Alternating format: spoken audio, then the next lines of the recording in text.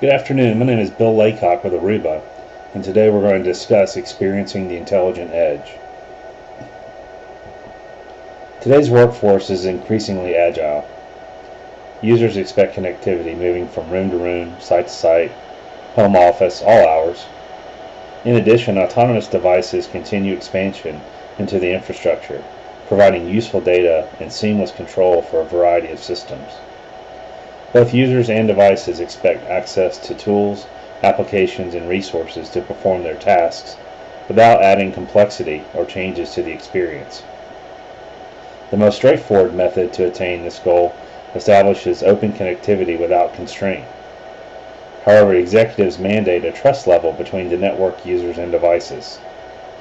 Selective access to resources become the norm, while maintaining productivity and continued ease of use. These two divergent expectations cannot be accomplished in traditional static environments. Simply configuring a VLAN or an SSID cannot achieve identification and policy enforcement, especially in the face of constant variation. Dynamic context must be applied in the modern network to achieve these goals.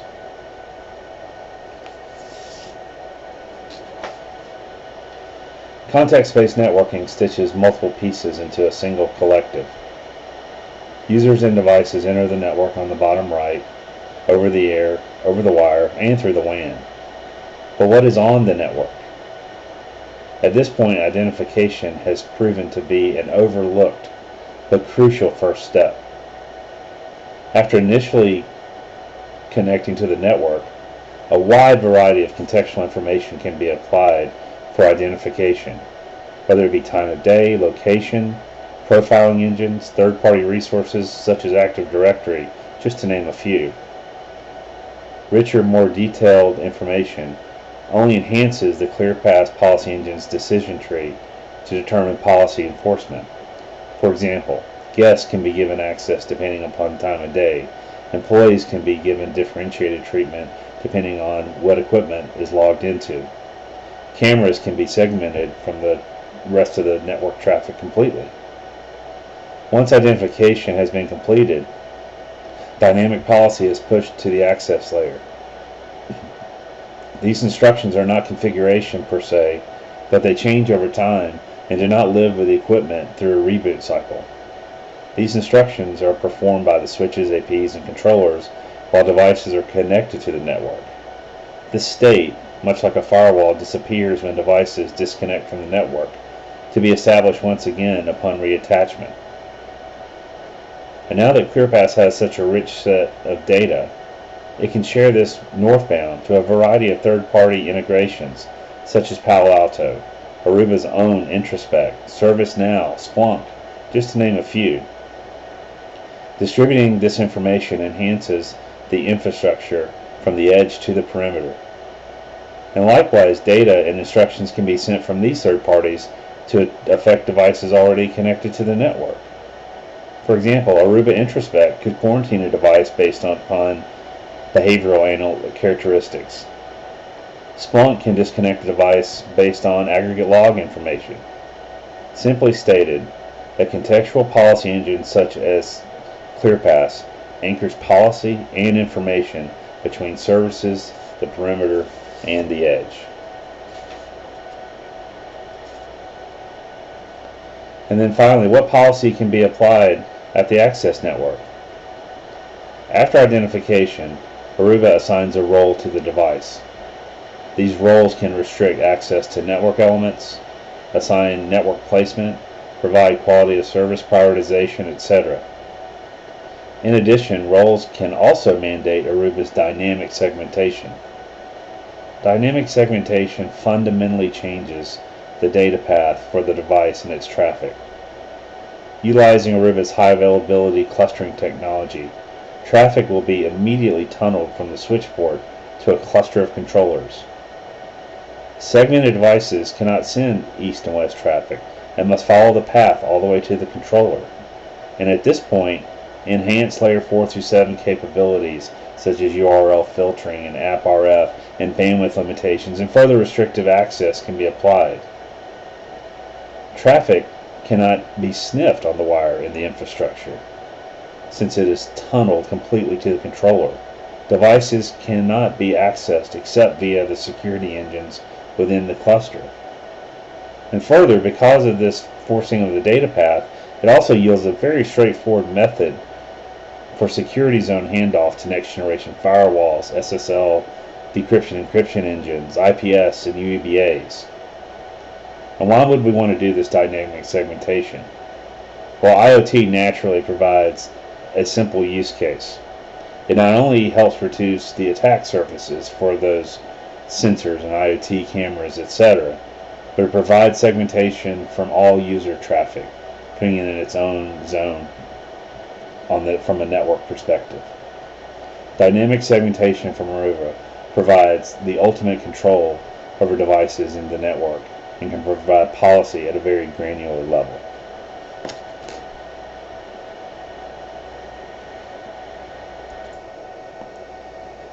So let's see some context networking in action. At the bottom, a variety of devices will attach to the network switch. Message exchange between the switch and ClearPath's policy engine provide two important steps: identification and then policy enforcement. First, ClearPath is going to use a variety of sources, such as profiling engines and Active Directory for identification. You can see that highlighted in red. And once identification completes, instructions relaying behavior and role assignment will be sent from ClearPath to the switch. In this example, cameras will utilize dynamic segmentation, phones will gain restricted access through the switch itself, and the computer will morph through multiple states dynamically. Only dynamic context networking can provide this ever-changing differentiation. So what we see on the screen is a picture of the switch, and as devices are plugged in to the switch, the ports are going to change colors, and this is going to be used to represent the different roles that are being applied as the devices are identified, and the roles are then assigned from ClearPath to the switch. It's a very easy visual way to see the dynamic capability that's going on between ClearPath and the switch and this contextual-based networking. And if we simply look at the switch itself, we can quickly see that there are no VLANs and no configuration for the ports. Everything's in a default state,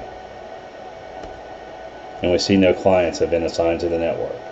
So showing kind of up front that we're not doing any magic or playing any games. There is no configuration currently on the switch itself, and that will change as we plug in devices for connectivity. So we're going to plug in the camera to port 1,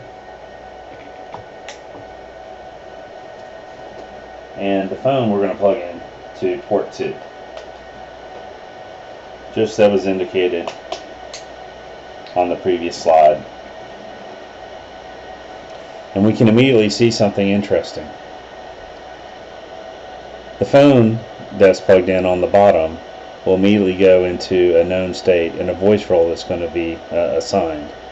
And the reason for that is that that device is known in the database. It's already been profiled, and ClearPath keeps that entry in the database, so immediately when the phone's plugged in, it gets this voice over IP role, and we see that the port turns blue. The camera, on the other hand, is not known in the database. And from a model of not trusting what we can't identify, it has to go through a profiling phase before it gets a camera role. At the moment, it's in an untrust role, and the untrust role only allows certain information to be sent to ClearPath for identification, but it cannot be accessed by the remainder of the network. Now, if you remember correctly from the picture, we also have a computer that's plugged into the back of the phone.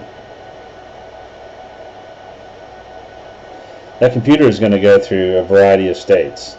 It's a domain machine that's part of a Windows domain, and as it comes up, the first part is it's going to do computer authentication through ClearPath to Active Directory. And at this point, only the computer is authenticated. There's not a user that's sitting behind it that's done authentication. So we have a rule set that says, give it this domain role. This is something that's completely made up by me from a naming perspective. But importantly, it says no one's sitting behind it. So why should we have access to the entire network at this point? Maybe we only want to have access to Windows resources, etc. So to show that, you can see that it goes on to a domain role with the orange color.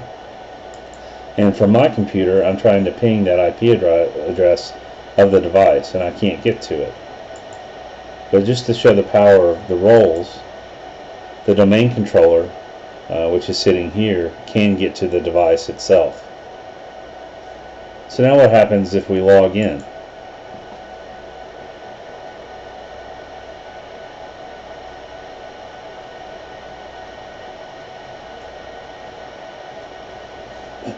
Now we're logging into the device, putting username and password. And now, from policy, this has met two conditions.